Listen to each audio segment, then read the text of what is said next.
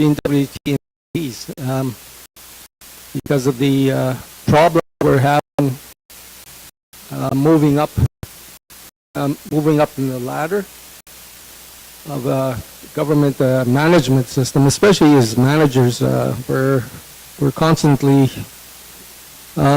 basically told that we're not good enough. They pretty much want you to have a master's degree in many of the positions. And just to let my community know that I've been on this ever since I got into the assembly, and we have strong advocates here for Indigenous representation. And I told a lot of stories of my time with the GNWT. I did 11 years with them out of Hay River with infrastructure as a project officer. And there was 2 instances where I applied for a management position.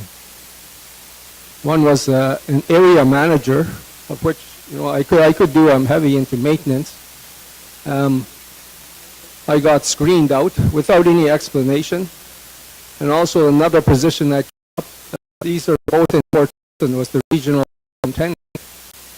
I got screened out with no explanation.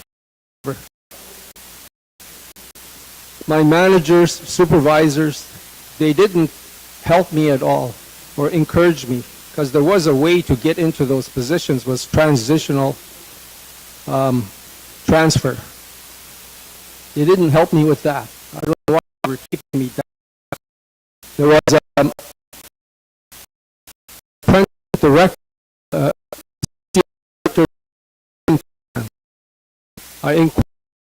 I got turned away from that, even that. So I know that Indigenous person, we're majority Indigenous people of the Northwest Territories. Majority. And the last time I checked, we were less than 29% Indigenous representation in the GNWT workforce.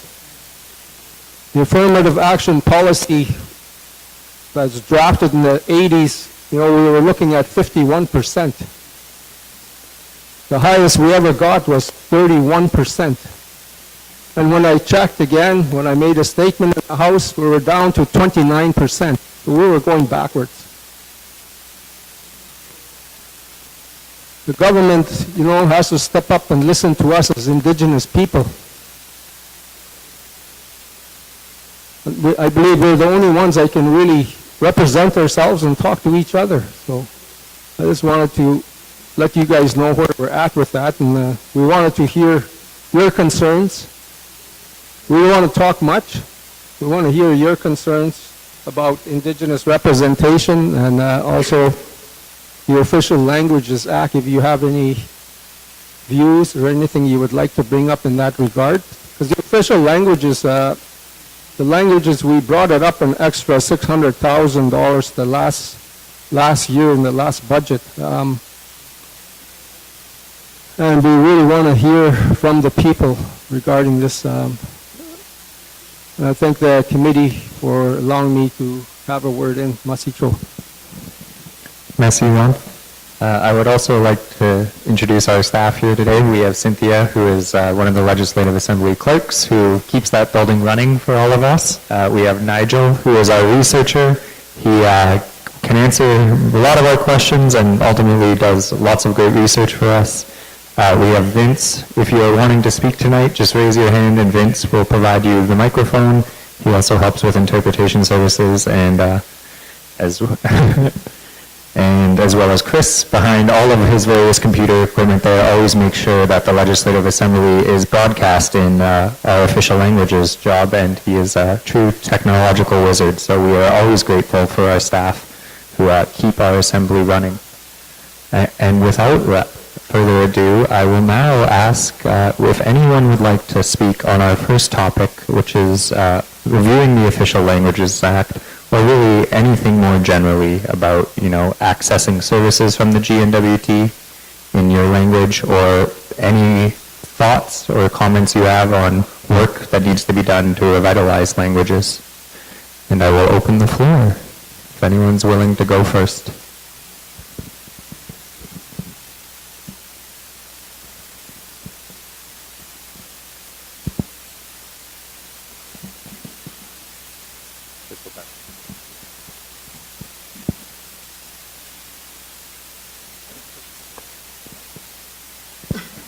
If I could just get everyone also to introduce yourselves before you present, it's helpful for the record and nice to know. Community, Margaret, and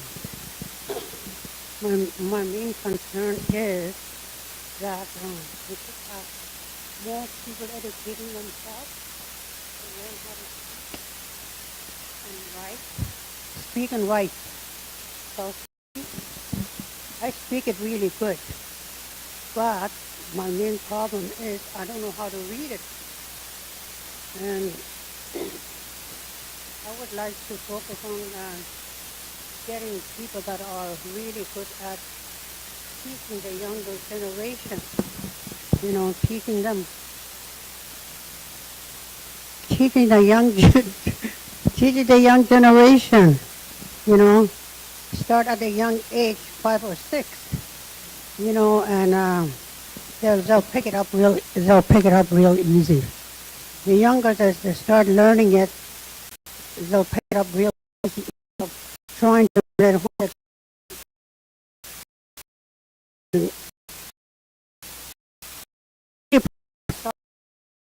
I pick up my sandwich. The main concern is that it would be if more adult or young people sandwich and eat it and be generation.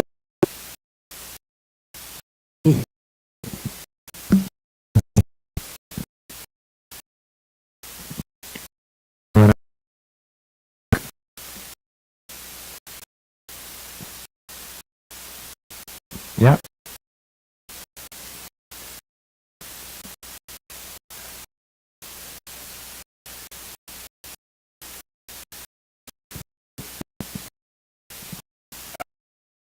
In the federal government,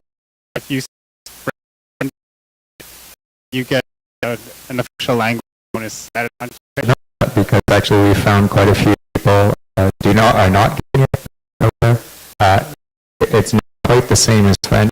There are jobs in GNWT where you are required to speak French. So that is something that perhaps we have to more position your required Indigenous language and at the same that is available.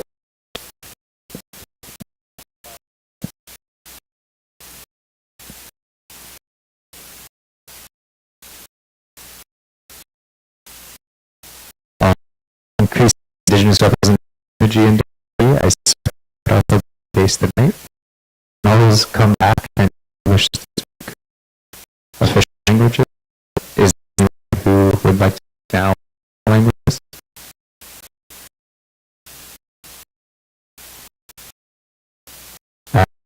I'll tell you one of the questions that has long been an outstanding for me and UT, whether to add as an official language.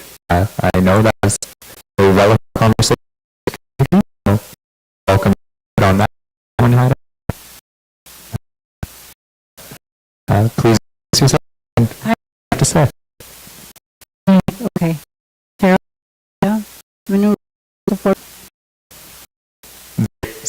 No, they are official languages of the Northwest Territories. The government is obliged to provide certain services to anyone in all of the official languages. I believe the clarification there is that English and French are official languages of Canada. Okay, awesome. I wanted to ask about the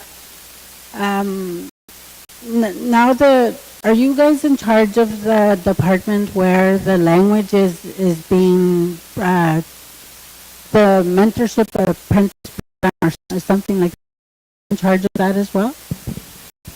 That would the Education and Employment and that Minister seems to be in charge of that. So we are not in charge of that, but we chose him to be a cabinet minister, and Okay, I was wondering about that because prior to the government taking it over, it was run by the region, is that correct? I'm unsure of that, but we can take The one. regional governments, the regional indigenous governments.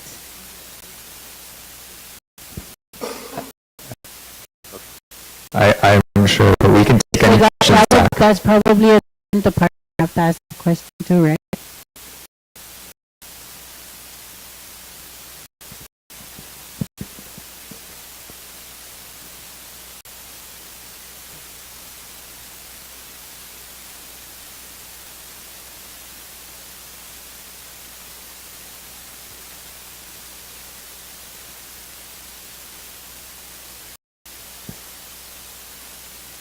Okay, I was wondering about that. That question I had was because some people had brought it up to me and said, well, you know, if the government's going to take over our languages, then it's kind of like the residential school all over again. We're being told how to speak our language, so that's what I wanted to mention. The regions are the ones that should be in charge of that. That's what I wanted to mention. So thank you. Thank you. Would anyone else wish to speak?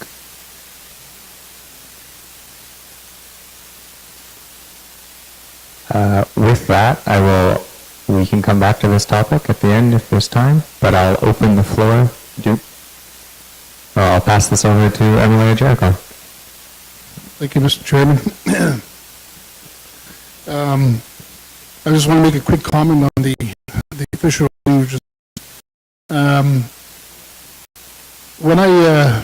When you mentioned that the official languages for Canada is the English and French, and here we are today, we're talking about getting feedback on the languages here from the Northwest Territories. I know when I was the former chief for my community, they talked about this before, and they were saying that there's a huge inequity in terms of funding that goes from Canada to the English and the French programs here in the Northwest Territories, and in the communities, we're lacking a lot of funding dollars needed to run for the children in our communities, and now we start to see some good aid in trying to get languages spoken in our schools in the small community. But what Hilo or Tutsake or Port Resolution, again, the funding is a big problem in these communities, and there is a huge difference between that and the French budgets they get for the Northwest Territories. So I just wanted to raise that as a comment, because that's something that needs to be looked at, because we got to remind people that, you know, we have a treaty long before the territorial government ever existed, and we have to make sure that you know, we keep that part of that culture, and languages is very important to that. So I just want to make a note that as we talk about this, that it's something that we have to take a look at, is that there's a huge inequity in terms of funding from the French to the NWT Indigenous languages here in Northwest Territories. Merci. Thank you, Rick. With that, I will open the floor to the public for anyone who wishes to speak on committee's other priority, which is to increase the number of Indigenous people in the GNWT workforce. Would anyone like to start us off on this matter?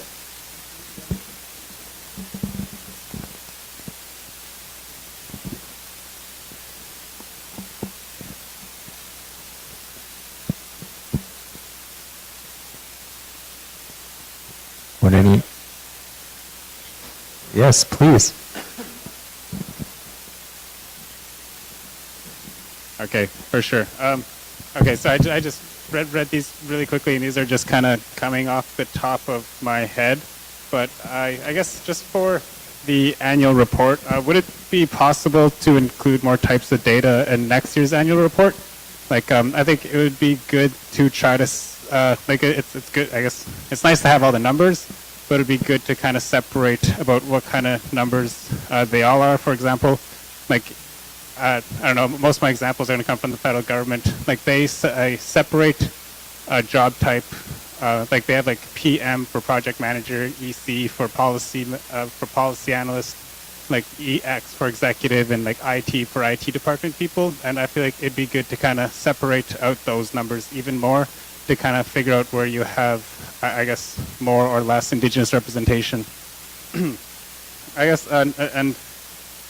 one of, I guess just the one question that I do have, or I guess I have a bunch of them, but the one that I would like for on the record would be like, when it comes to increasing Indigenous representation in the more management positions, I feel like it would be good to hire within from people that are there. But I feel like, yeah, like this action policy has been in for, I've just heard, like 40 years.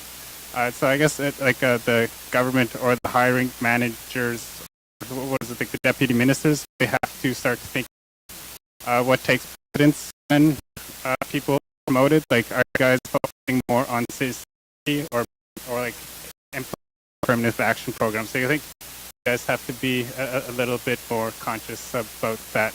Yes, so especially when it comes to like training opportunities and whatnot. I'll let someone else talk for now. Thank you. Would anyone else wish to speak? Any? Hi there again. Something was brought to me about the lack of representation from communities in the government. Years ago, there used to be what was called NADAP workers in the community. That's traditional, or the alcohol and drug counselors. They used to have them, and they were run by the local plans. And then they took that away, and then they gave it to the government. The government hired everyone or anyone that had degrees to come in the communities to work as drug and alcohol counselors or counselors in the medical, in the health centers.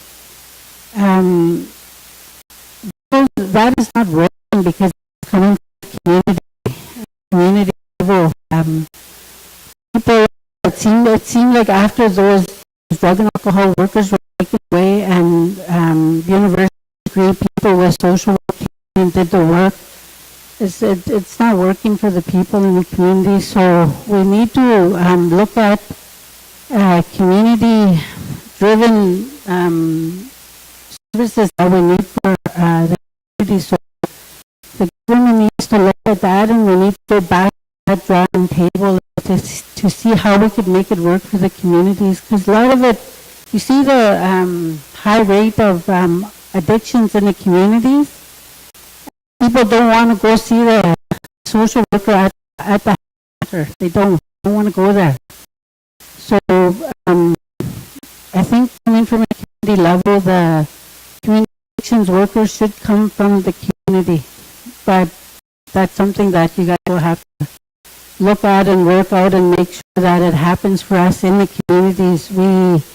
At some point, we're going to be probably demanding that happen because it's for the safety of our community and it's taking care of the community. Thank you. Thank you.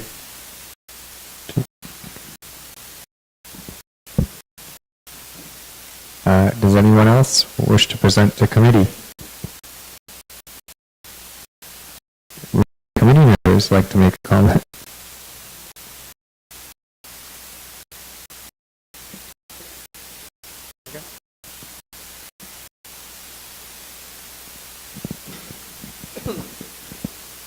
Merci for your question, Shayo.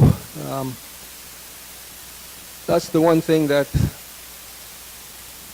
I've been bugging the government about since I got it there.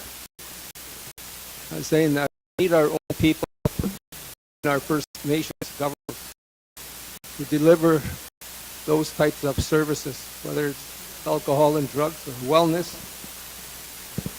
And it can't be with the government because it's not working for us.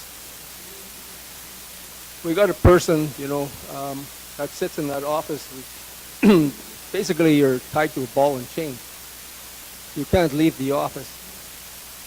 So you're not visible in the community because you're not going to the leadership meetings to introduce yourself or at least to say, what you've done for the month maybe. We don't see that for social service workers too. Because even for those positions, they're child and family services workers. I've never heard of them before until I got to the assembly.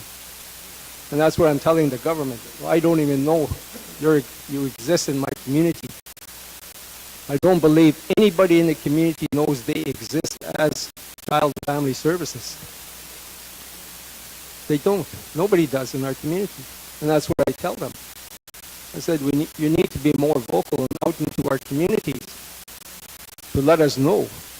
And they refuse to kind of like step out of their ivory towers and like to talk to our indigenous communities. I go to the regional assemblies and let them know about what you guys are doing in the communities. Because the Child and Family Services Act, that is even into the schools now. I found that out. And I says the district education authorities do not even know that it's in the schools. The parents in the communities do not know that it's in the schools. And that the CFS, like you're alluding to, is like it's residential school era to us again because you're taking away our kids. So it's not there. Member of my community, keep us of all that we have in our community, we have to bring. I bring a table. Don't run we're like a special operation. We cover that by asking all the questions and all the communities do that work, travel to get feedback from the public. So we bring those, make recommendations to the government of North Territory. So I just wanted to bring that up, but that Mussy for your questions. And the Indigenous representation within the workforce, I guess it could go to First Nations too, but it's also a lot for the GNWT. So I don't know, we got some GNWT workers here, whether they faced anything yet or if they would like to say something, we'd really like to hear that. Because another thing that was brought up too was the money that the governments provide to NGOs, First Nations, is below par. It's not comparable to the GNWT salary grid. And that is a big problem. We have a hard time retaining people in our band office, regional offices, First Nations offices, maybe whatever. Because the wages are too low, we're only given peanuts. We need to be in par with GNWT. Why they're saving that money, getting our First Nations people to do the same job at a lesser pay. That's important, and it's going to be noted. Mussy.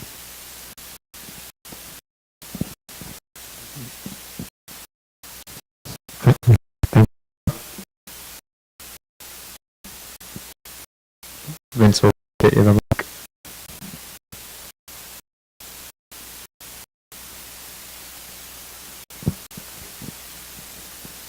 Hi.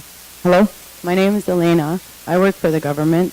I just had a question. So it's 29% or 31% Indigenous employees under the affirmative action policy. How much percent of that is past administrative jobs? Or any percentage of that is in management? Or any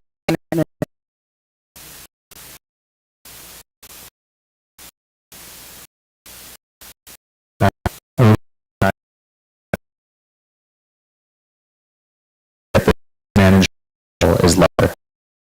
And it's So another question I have is, I noticed throughout the years that to draw employees either Manitoba, Ontario, Saskatchewan, aren't they putting money back territory and advertising here.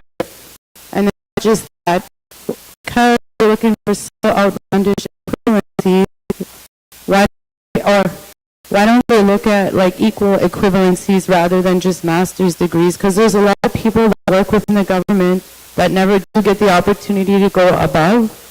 And then again, just a comment from myself, like the one thing I'm proud of with my position is I'm under the Executive and Indigenous Affairs arm, and our entire department is Indigenous. I think we're the only department that's completely Indigenous.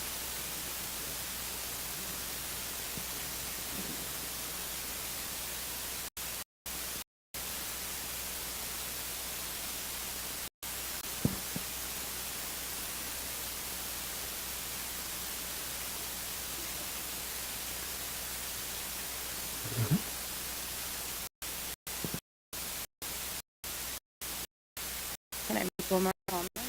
Of course. And then I had another comment. So I don't know how many years ago, but there was some response to the government in bringing jobs back into the communities and creating more jobs in the communities. And when that was brought up, there was a couple positions that were created. But since then, there's been a lot of positions that have been taken away from our community. But not just that, what I notice is a lot of opportunities are in the larger centers still. Like Fort Simpson used to have, I don't know what the name of it was, but they were like student service officers, but they had 3. 1 to work specifically in Simpson and 2 to travel out. So my question for that was, why couldn't 1 be brought here and cover Fort Providence and Kikisa and create another job? And then where I work, there's a lot of government offices. There can be an admin assistant. That could be somebody fresh out of high school or college. And then again, there's only certain summer student positions available in the small communities, not really any intern positions. And that kind of creates like a gateway for people to get in. And with a lot of students from smaller communities, the options really are Yellowknife, like the larger centers. And if you don't have money, you're not going to be able to afford to get into those positions. So it'd be fair if the government could start moving back towards our communities if they want more Indigenous representation, because that's where we all are. And then again, I think they need to be more fair with allowing the younger generation in. We all go to school, but a lot of us have a hard time getting in. I was fortunate I had a summer student position with transportation in Yellowknife, and that kind of got my foot in the door for employment once I was finished, but not everybody has that.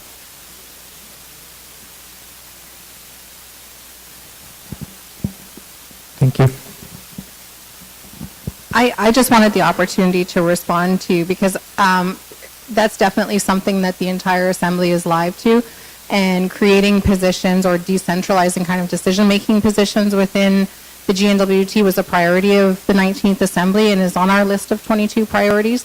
So every time a position comes through our budgeting process within the government, we are constantly asking, why is this position here? Why isn't it in a community? What was the decision to put it into headquarters rather than a community? And especially MLAs from our small communities are always very diligent at being on that question, and definitely have the support of Yellowknife MLAs in that question as well, because we see the benefits of having people in communities. And one thing that is very consistent throughout Yellowknife MLAs is we want to be able to support our small community MLAs, because we do believe that we are only as strong as our smallest communities, right? And so one of the things that happened during this assembly that was as a result of COVID was a remote work policy. So as soon as people got sent home and had to start working from home, there needed to be a policy that kind of guided that work. And through that remote work policy did come a small piece that allowed people to apply on positions in Yellowknife from remote communities in the Northwest Territories.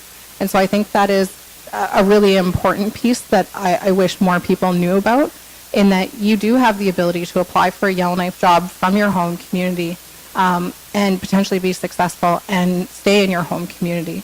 And so I think that's really important. And then another piece that was brought up was succession planning. And I'm really thankful that you brought that up, because something that we've heard from other engagement in this work is people questioning how to gain access to those succession planning training programs. One of them is called the Indigenous Management Training Program that has an allotment of up to $40,000 for people to seek additional training to move into management type positions.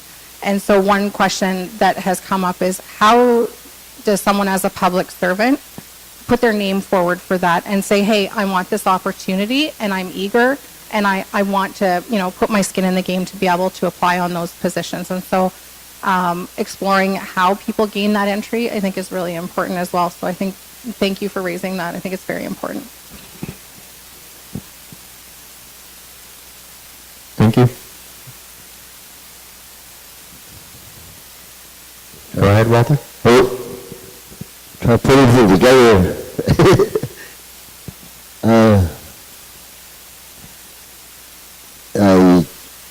When I went on that land, and I had a dream, and the inner child came to me from the bush. The little guy came to me, and then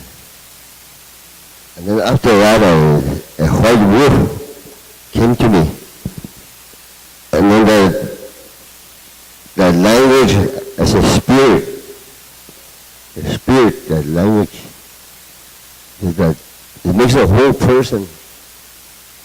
Once the inner child is up there, what they call it, what's it? I see, Walter. Is there anyone else who would wish to speak to committee tonight?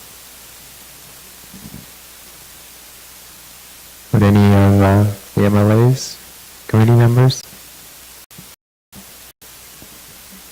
Perhaps I will hand it over to fellows for some closing.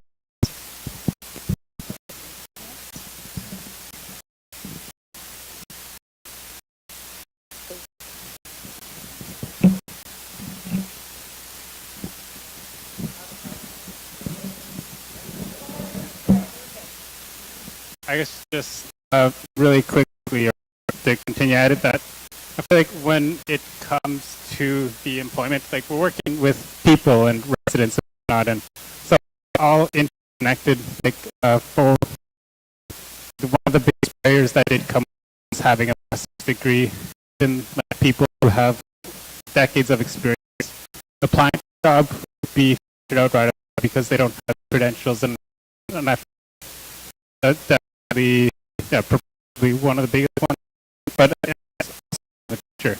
So I feel like we got to make sure that we have that education that would be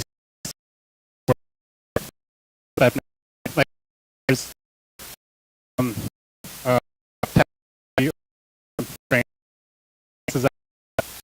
even though is just get a bit for people to have criminal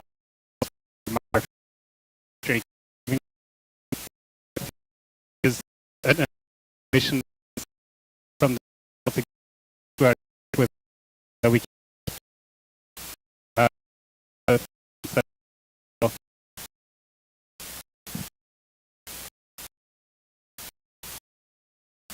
Great.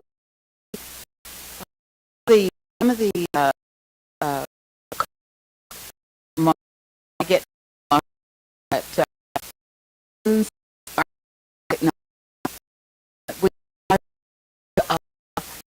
is what I heard in this, that there's always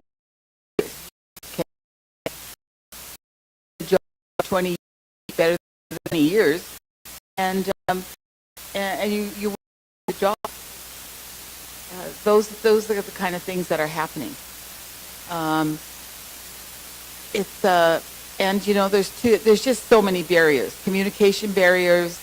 You have senior management. Most of them are non-Indigenous, okay, and a lot of them are very fair. I'm not saying they're all, but there are the some of the people in the Human Resource Department that make it very hard for Indigenous people to get that staff. There has to be mentoring. Mentoring is extremely important. You know, there's no reason why someone who has a Bachelor of Education degree and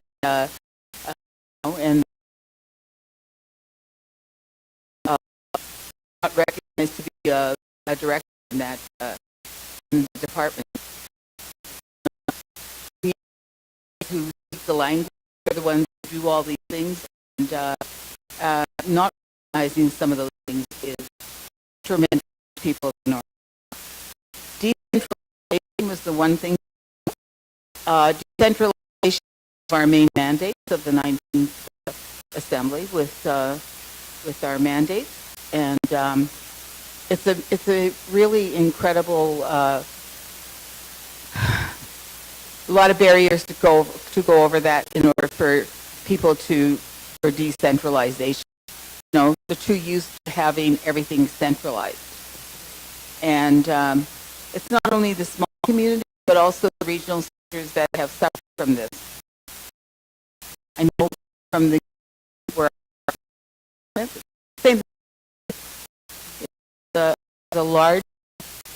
larger community, and a lot of our jobs moved where they kind of went out in thin air, and it depends on the political will to make sure that things change. And I think it's really important at the grassroots to make change. And hear what you were saying, and think it's people have to be to see a big difference, and yet we're the majority of the people. And one of the things we are always hearing, and I hear it from my community also, the injustice, especially at the human resource level in the department. You know, you have friends hiring friends, and family hiring family, and all these other things, and it's not okay. And so I hear what a lot of the people in this room have said. I've heard it many times in my office. I've heard it when I was chief. I was chief of Salt River for 14 years, and it's a major problem. So, so our committee has been united in making sure that all the concerns within the communities will be brought forward in a report, and anybody that speaks tonight will make sure that it's part of the some of the stuff that we're going into a report that we'll table in the House. So thank you, and I want to thank everybody welcoming us in this community. It's so beautiful by that river. And if there's anybody else that would like to speak from the committee. Yeah, thank you, Frida, and thank you, Mr. Chairman. I just want to make a couple comments and maybe just adding to the discussion. You know, like I said, I spent half of my life in Aboriginal politics. I heard a lot of people in our community speak about how we're treated in terms of employment in the GWT system, and how, you know, the affirmative action policy doesn't work. You know, when you say we got 23% of Indigenous in the territorial government, but yet when I look at the report here, you know, I'll give you an example of the 23%. You know, a position comes available, and we get people apply on that job, and they say they're P1. The thing is that, if anything, the definition of P1, what does that mean? Well, for me, it means that, you know, somebody from the north who speaks the language and that kind of thing should be considered for that position. But what happens is that we also get people from the south that are Indigenous, Métis and Dene on that side. But they apply on that job too, so are they P1? So when I look at this report here, we say 23% of Indigenous. I question that because I would say it's a lot lower. And the other thing is that I'm glad that I hear the word decentralization. In Fort Smith yesterday, I talked about that because, as you already know, the Inuvialuits, the Gutchin, Sawtooth, Clecho, and the Decho, Quechua, and the Métis are close to, or getting near the end of their agreement. But the Inuit land claim was done back in, I would say, their 90s or in around there, I guess. But they also have the Nunavut Affirmative Action Committee, where they encourage their own people to apply on the job. And if the criteria is there is that you have to speak the language. And they make that very clear. So I'm hoping that this committee will take a look at that as well to make sure that, overcome these barriers. When I sit here in the last 4 months, we got a $2.1 billion budget. So 75% of it comes from grants and contributions. And this government here makes a lot of decisions on our behalf. And it concerns me a little bit that, we're trying to improve the employment in this area in terms of Indigenous hire. And I hear from the community members, communities that are frustrated, and I'm kind of glad that I hear this young fellow here talking about, the math. When did that ever happen? Like somebody that wants to be a janitor or work your way up the system, you have to have a master's to do that? When did that happen?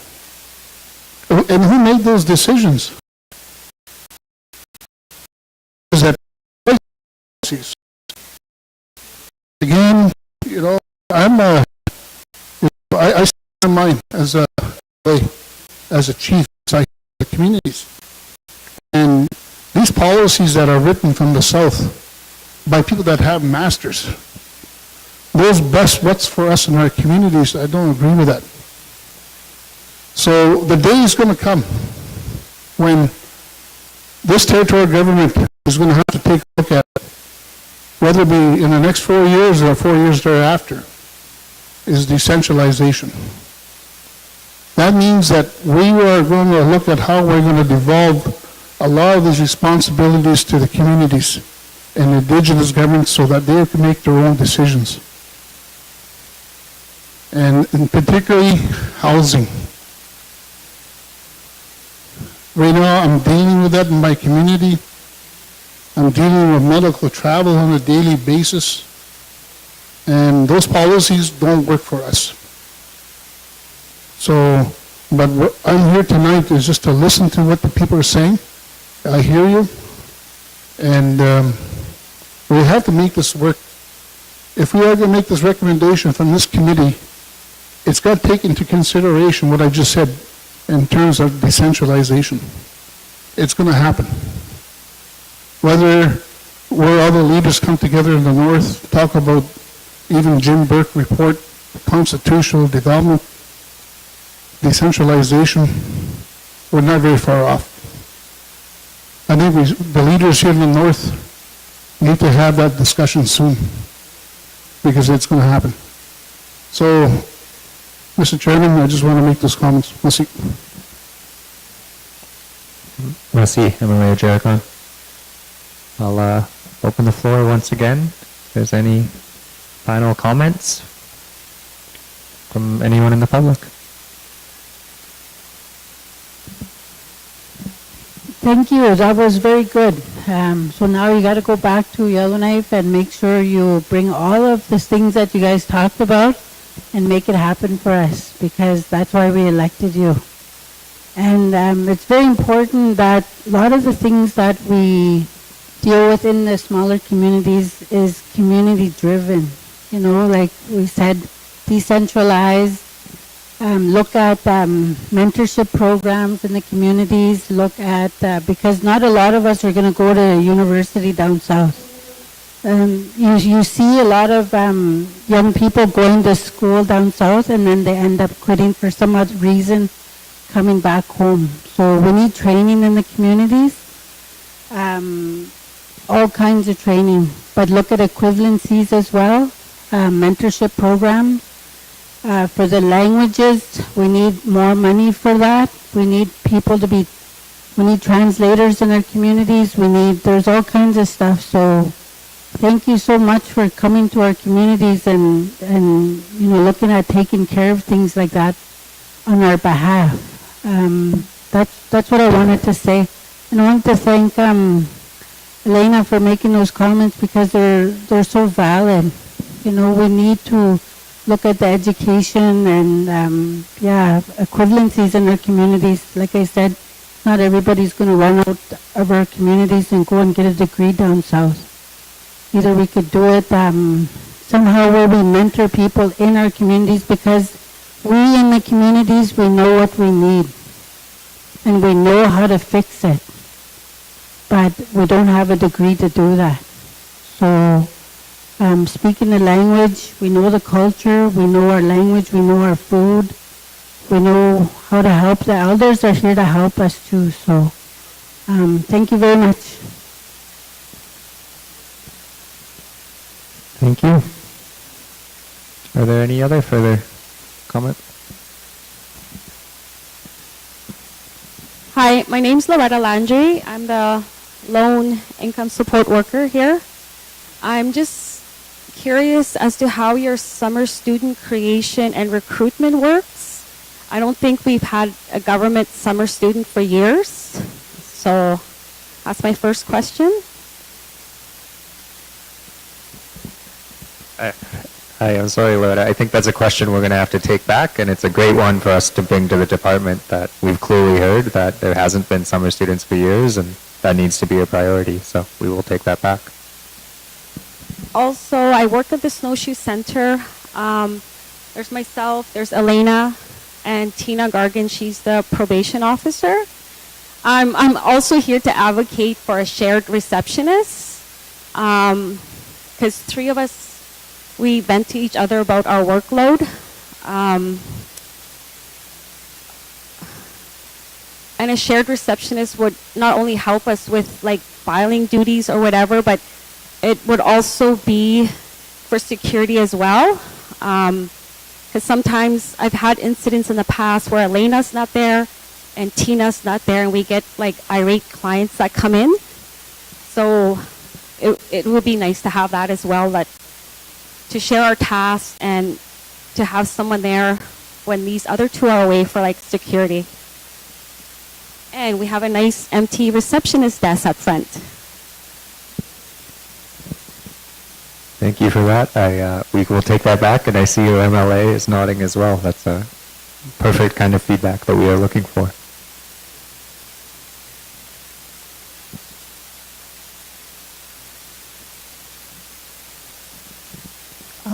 My name is Alita Juricon, and I'd just like to make a comment. The pandemic started in March of 2020. And yes, I agree, it affected a lot of lives. Unfortunately, some have died. And a policy was written rather quickly. Why is it taking so long for existing policies that aren't working to be reviewed and revamped today in this government? Like, for instance, health. The policies need to change. Education, housing. These all affect the lives of the Northwest Territories, people in the Northwest Territories that live and work here. So if a COVID policy can easily be adopted and developed and revamped and revised in 2 years, why has it taken so long for the government to revamp and revise the existing policies that don't work? So that was just a comment that I had. Masicho. Matthew? Are there any further questions, comments from committee? So we often ask sometimes the same questions. I think that each of us as MLAs have certain policies and legislation that we had in mind that we wanted to see change when we were gifted the trust of the people who we serve. And so it's our job then to turn around and continue to apply pressure, because we want to see that change happen, because those are the commitments that we made when we took these jobs. And so especially when it comes to housing, and I know that I have a good person that I have the support of in getting housing policy changed as well. And that's one of the things we do, is we find out who we have those commonalities with, because housing is definitely something that has an impact in absolutely every single one of the constituencies that we serve. So, for example, income assistance policies right now are being reviewed through Education, Culture, and Employment. Housing has undertaken a review of all of their policies. That is definitely something that we continue to apply pressure to. We don't have the ability in our positions to actually dig into those policies specifically, but you'll often hear on the floor of the House us asking for specific changes to those policies, because we do see ways that they have a negative impact on the people that we serve, or unintended consequences through policies. And I think that's a big one, is those unintended consequences when people set a policy that they don't see the other side of how it's impacting a community, especially outside of Yellowknife. So being able to sit in communities like this and hear from people is really important. For example, the Standing Committee on Social Development is doing a review of housing policy right now on its own, in order to turn around and table a report later this year asking for specific changes of the unintended consequences on homelessness that policies are having. And just a little plug on that, right now on the Legislative Assembly website, which Ron can supply the link to the people that he serves, there is actually a survey where we would love to have the input from everyone in this room on what are the unintended consequences that you see in your community, and how can housing policy improve in order to ensure that Northerners are successfully being housed and are able to find stable housing. And I know that stable housing is accessed in a lot of different ways, and so having feedback from people is really important. But as far as how to get those policies changed, we keep applying political pressure. We keep talking together to find out which policies specifically need to be changed. And then people like regular MLAs like ourselves are able to continue to apply pressure to the ministers on the other side of the floor. And so I guess what I would say is keep talking to your MLA and keep advocating. And in turn, your MLA continues to advocate as well, because those policies really do need to change. And the quicker we can do that, the better. Thank you, Caitlin.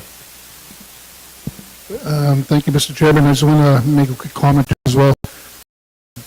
One of the things that I'm doing in my meetings that I've been documenting all we get from our complaints or concerns of our membership in all four communities. And anyways, this year in the back there had spoken earlier, and members are on the table or in the community here as well.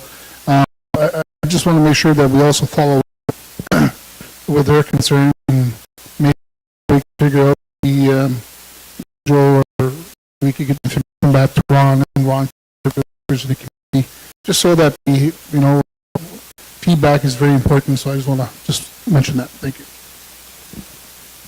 Thank you. So it's important to know that we plan to get back to your community on many more topics. Housing certainly is one of them. We also are more than willing to take feedback in written form at any time, either to myself as chair or to any of us as MLAs, including your own MLA. In regards to next steps, the Official Languages Act, we are hoping to make some changes to the role of the official language, and speaker to use them and approach the government services be provided in the language. Traditionally, the French language speakers have been much more litigious battles, and you know that has not happened with Indigenous languages in the territory. and that's part of the reason we're reviewing the act, to make sure that our government is more responsive.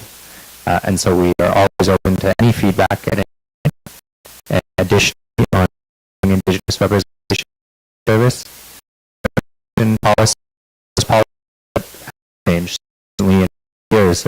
We are hoping that in the remaining year and a bit, December, we will get new affirmative that work that gets above so the GNT is hit. So I'll open it up last. Any comments? You want to look?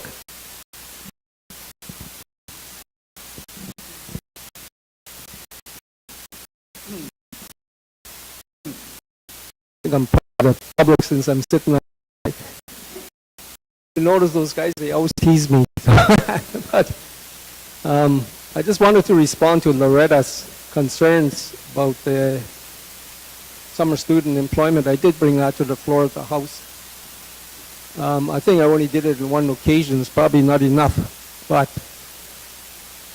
the thinking there was that we needed, you know, we're crying about more nurses in the NWT. So I asked the minister, how come we never ever have a summer student in the health center to actually put their foot in the door into that area? And also every position, like your positions. But they're just not listening. You know, that's a lot of their problem is they just look at the budget and then they take direction from their department. They don't have a real personal stake in it type of thing. That's what I noticed that they don't have, the ministers themselves. Because many of them come from small communities and they're just not listening to us too. You know, and we challenge them that way. Because many of them represent indigenous communities. You know, how can they face their own people by saying no all the time? You know, that's I just don't get that. But anyways, you know, so it is there, that concern is there that we need more summer student employment in the communities. And that was one way I was hoping they would look at it. Regarding frontline staff for the Snowshoe Center, we already know that they're increasing the child and family services position by one extra employee. So I think they're going to have 7 altogether. They're moving them out of the health center to the Snowshoe Center. So there may be somebody there that's the front line for them anyways, and that could cover for you guys in the meantime. That's what I just wanted to mention. And and in closing, I just wanted to thank the community for showing up tonight. You know, it's greatly appreciated by the committee and expressing your concerns. And expressing your concerns on any topic too is always very, very important to us, and especially to me and for my community. And that's why I run around. I give you all my contact information galore. I let you know where I live. You know where I live. I always say, come knock on my door anytime you want. I'm there to listen to you guys. And I'm always probably a step ahead of a lot of you because I know all the issues too, so I'm addressing it at the same time. So, you know, that's what I wanted to express. And big messy show to the committee and their staff and the translator for being in attendance tonight. It's very much appreciated, Masi. And merci to the community. Yeah, we're always so grateful when people show up. We as committee have traveled to communities and no one shows up. And it's such a beautiful day in your beautiful community. So we greatly appreciate you taking the time to come here today. And with that, I will conclude the public hearing. Thank you very much. Merci, Cho.